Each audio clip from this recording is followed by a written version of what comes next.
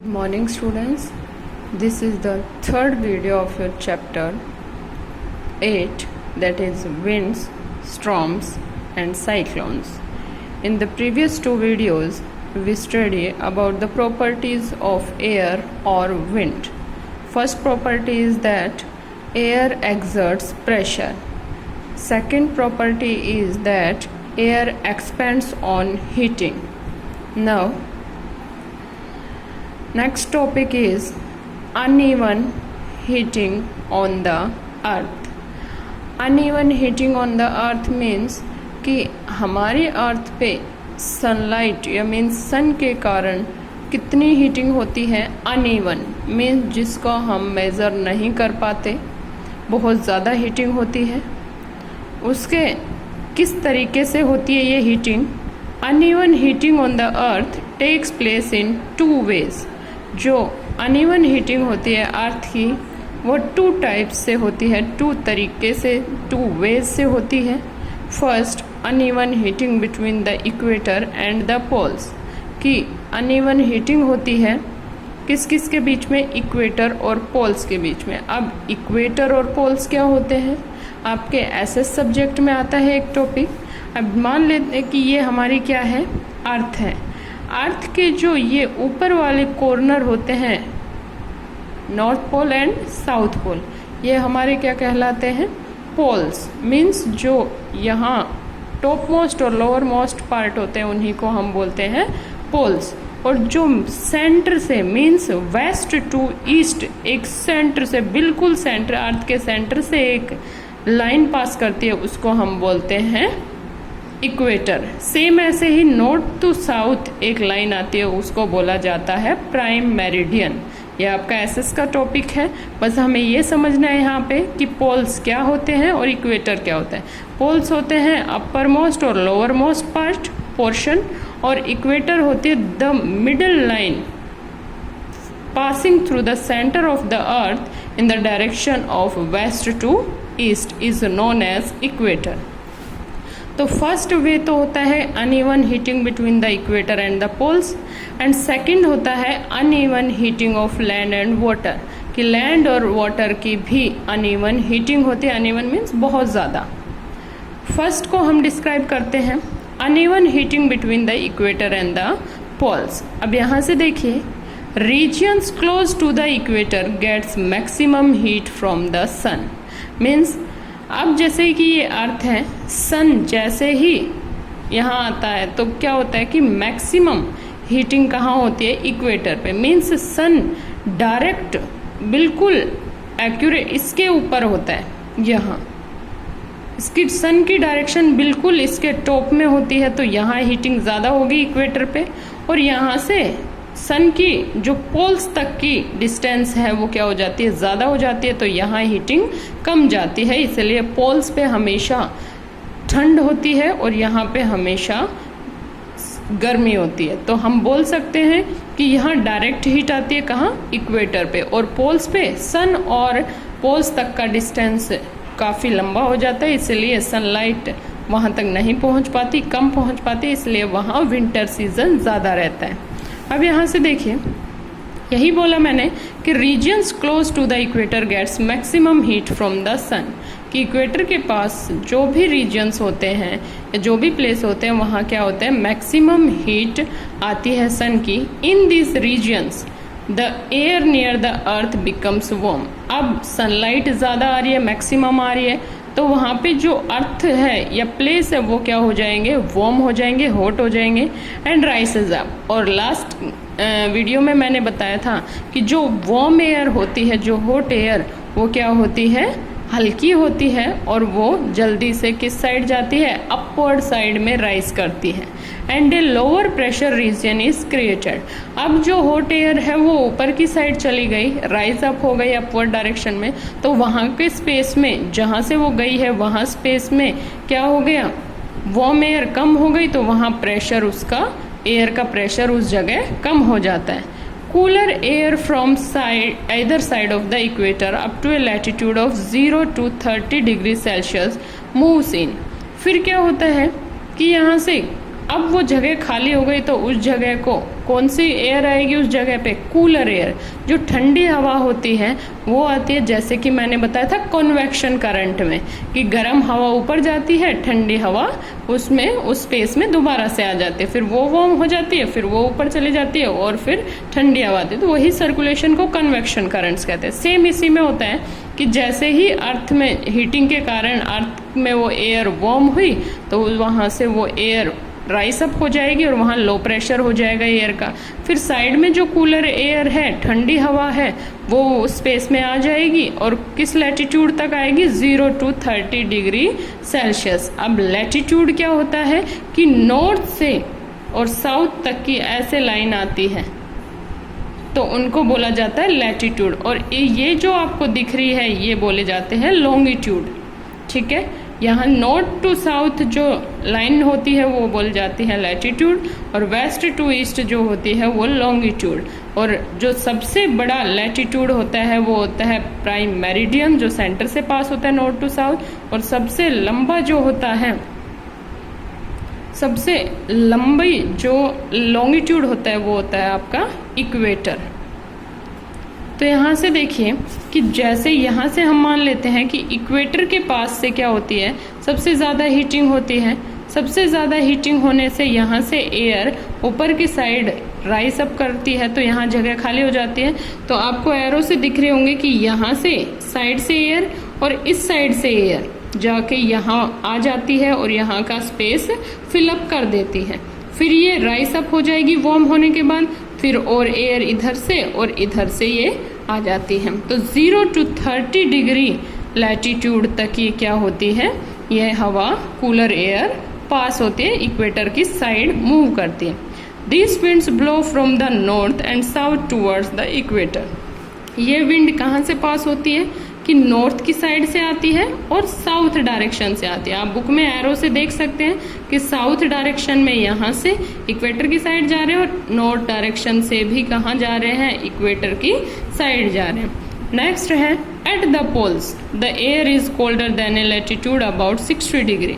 अब जो पोल्स में जो एयर होती है वो बहुत मतलब कूलिंग एयर होती है, और कितने डिग्री तक किसके इक्वल होती है, जो 60 डिग्री लैटिट्यूड पे जितनी ठंड होती है उतनी ही कहाँ होती है, हमारी पोल्स पे।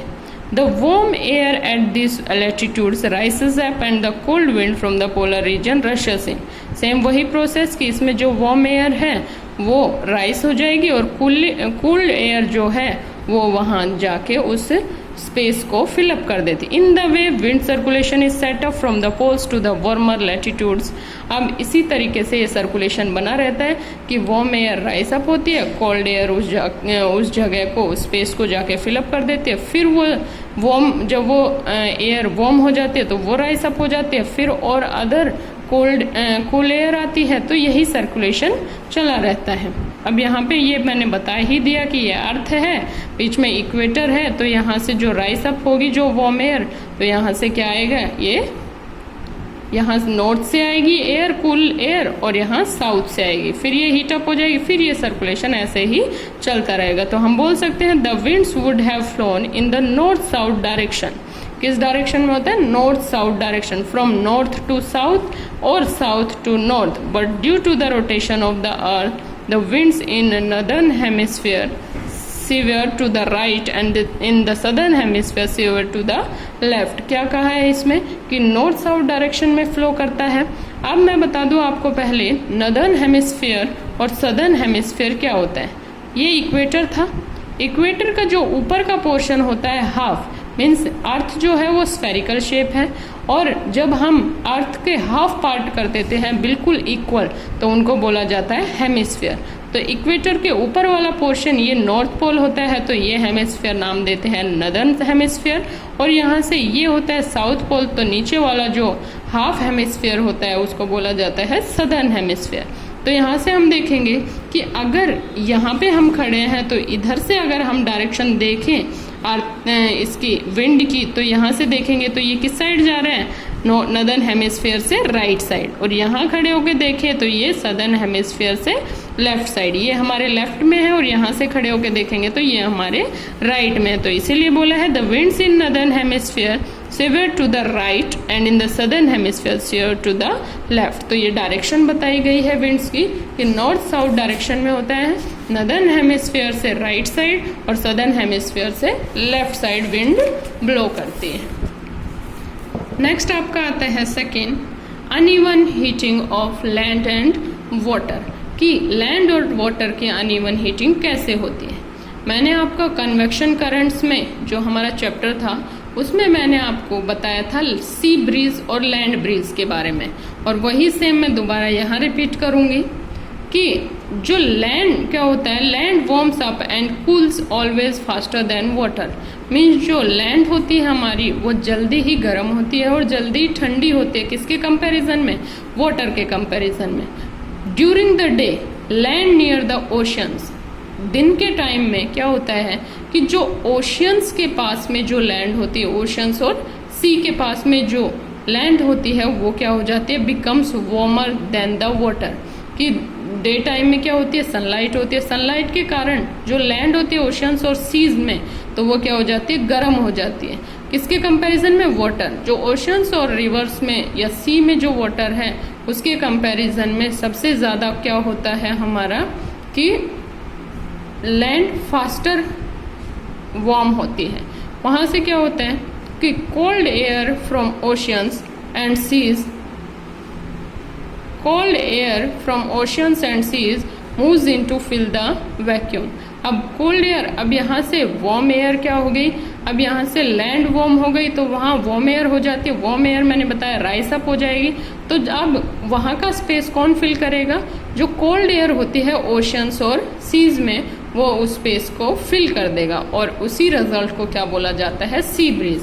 मैं आपको कह सकती हूँ कि मान लेते हैं लैंड और ये ओशियंस, दिन के टाइम में ये क्या हो जाती है, वार्म हो जाती है। वार्म हो जाती है तो जो एयर होगी यहाँ पे ये राइस अप होगी, और राइस अप होगी तो यहाँ का स्पेस क्या हो जाएगा, खाली हो जाएगा। तो ओशियन से जो कोल्ड एयर है वो यहाँ पे क्या आ जाएगी, कोल्ड एयर यहाँ पे आके इस स्पेस को फिल अप कर देगी। फिर यहाँ से ये सनलाइट के कारण ये क्या हो जाएगी, वार्म हो जाएगी, राइस अप, फिर दोबारा। तो ये प्रोसेस चलता रहेगा और इसी को हम क्या नाम देते हैं, सी ब्रीज। नेक्स्ट है हमारा एट नाइट। अब ये तो था दिन के टाइम, मीन्स हमेशा याद रखना डे टाइम में आपकी फॉर्मेशन होती है सी ब्रीज की।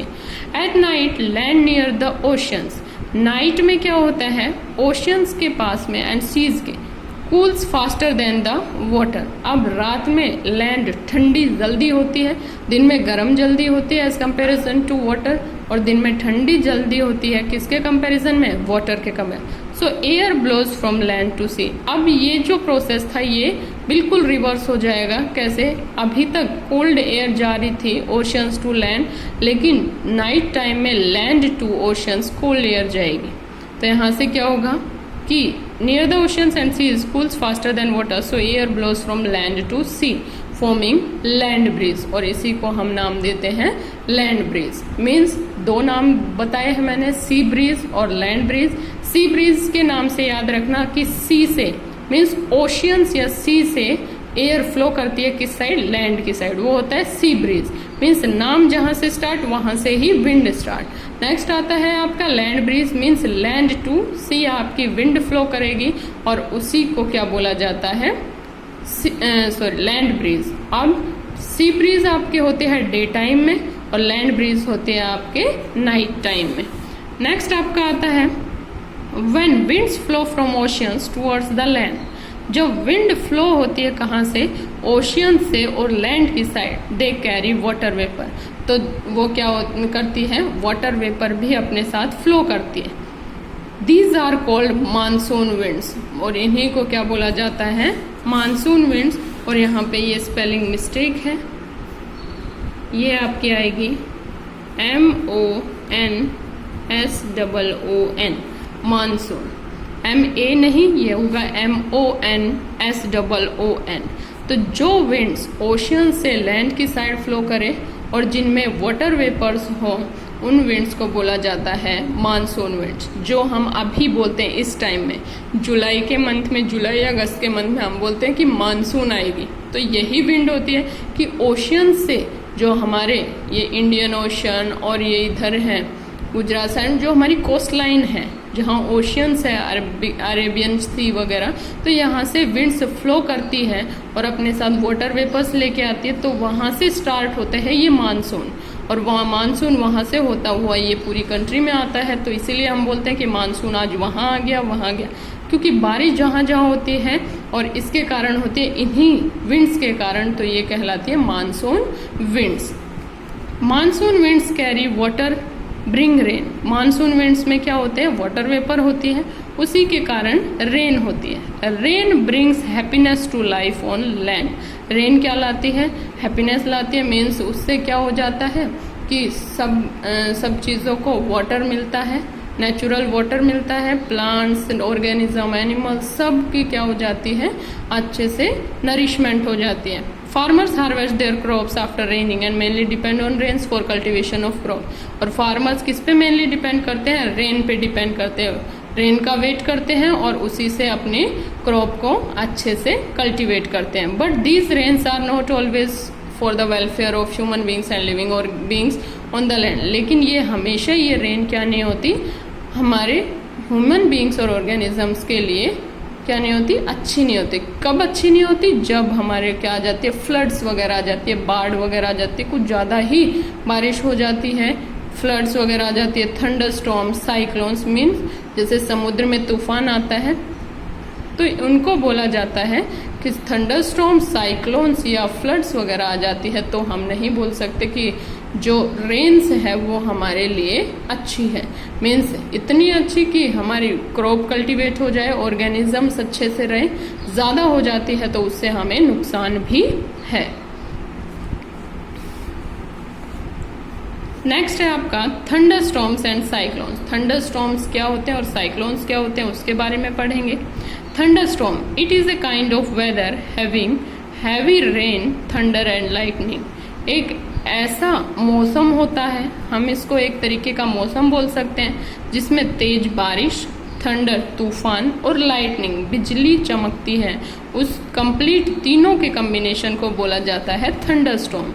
It develops in hot humid tropical areas like India very frequently. और ये मेनली कहाँ होता है, हॉट गर्म, ह्यूमिड जहाँ मॉइस्चर ज़्यादा होता है, नमी ज़्यादा होती है, ट्रॉपिकल एरियाज ऐसे एरिया में जहाँ गर्मी बहुत होती है और ह्यूमिडिटी भी ज़्यादा होती है, नमी ज़्यादा होती है, वहाँ होती है। और एग्जाम्पल यहाँ दे रखा है कि मेनली इंडिया में ये बहुत जल्दी होता है। अब ये रीज़न क्या है कि ये थंडरस्टॉर्म कैसे होते हैं, तो ये देखिए, the rising temperature heats up the earth surface. तो ये मैंने बताया कि सनलाइट की वजह से अर्थ का जो टेम्परेचर है वो ज़्यादा हो जाता है हीटिंग के कारण। It causes strong upward rising winds which carry moisture with them. और अगर वार्म एयर हो गई तो वो राइस अप भी होगी, राइस अप होगी तो उसमें मॉइस्चर भी होता है। In the cooler upper regions of atmosphere the water droplets condense rapidly. अब नीचे वार्म एयर है, ऊपर कूलर एयर है, तो जैसे ही वार्म एयर ऊपर जाएगी कूलर एयर के पास, तो जो वाटर वेपर है तो वो किस में कंडेंस हो जाए, वो वाटर वेपर कंडेंस हो जाएगी लिक्विड की फॉर्म में, और विच में fall as rain and when they freeze, और वो रेन के तरह, और वो हमारे पास अपने अर्थ पे वो वापस से किस तरीके से आएगी, रेन के तरीके से, जो हम वाटर साइकिल बोल सकते हैं कि सी से वाटर वेपर्स जाते हैं, सर्कुलेट होके वो हमें रेन के टाइप में मिलते हैं।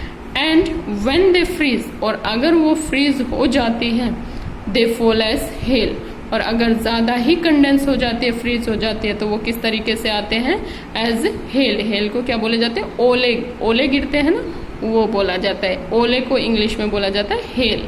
The swift movement of water droplets and air produces collision between them that creates charge and clouds are charge. अब स्विफ्ट मूवमेंट मीन्स मूवमेंट होती है किस किस की, water droplets means water vapour, जो वाटर ड्रॉपलेट्स किसकी, रेन की, और एयर के बीच में कोलिजन होता है। कोलिजन मीन्स टकराना, दोनों आपस में टकराते हैं, एयर और वाटर ड्रॉपलेट्स रेन की, और कोलिजन होता है, टकराते हैं, और उनके बीच में क्या क्रिएट हो जाता है, चार्ज, चार्ज क्रिएट हो जाता है, और जो क्लाउड्स होते हैं, बादल, वहाँ से चार्ज हो जाते हैं।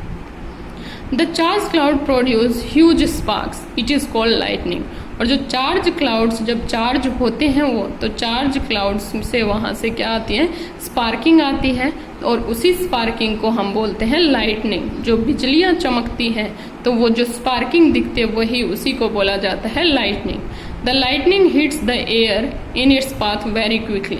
जो लाइटनिंग जैसे ही बिजली चमकती है तो वहाँ की जो उसके पाथ में जितनी एयर आती है लाइटनिंग के टाइम पे, उस एयर को क्या कर देती है, गर्म कर देती है। That's causes a loud booming sound, और वहाँ से एक बहुत तेज आवाज़ होती है। This is thunder which we hear along with the lightning, और उसी को थंडर बोला जाता है। मीन्स तूफान या गर्जन बादल गरजते हैं ना, उसको गर्जन बोला जाता है, और वो किसके साथ होती है, लाइटनिंग के कारण। मीन्स पहले हमें चमक दिखती है, लाइटनिंग दिखती है, बिजली चमकती है, और उसके थोड़ी देर बाद हमें आवाज़ सुनाई देती है गरजने की। That's why this event is called thunder storm, और इसी को हम नाम देते हैं thunder storm. Means thunder storm means lightning, heavy rain plus thunder means strong wind भी हो, हैवी रेन भी हो और लाइटनिंग भी हो, तीनों के कॉम्बिनेशन को बोला जाता है thunder storm. Okay, that's all for today. Thank you and have a nice day.